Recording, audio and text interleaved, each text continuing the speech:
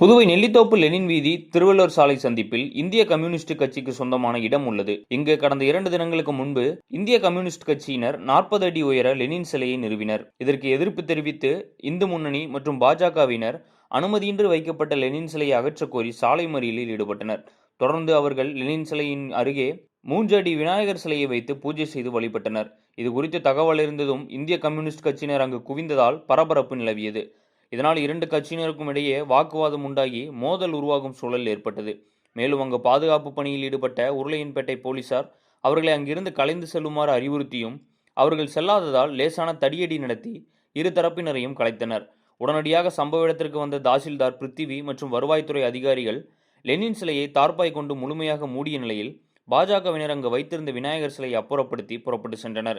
இருப்பினும் போராட்டத்தில் ஈடுபட்ட பாஜகவினர் மீது நடவடிக்கை எடுக்கவும் லெனின் சிலைக்கு போலீஸ் பாதுகாப்பு வழங்கப்படும் என உறுதியளித்ததை தொடர்ந்து இந்திய கம்யூனிஸ்ட் கட்சியினர் கலைந்து சென்றனர்.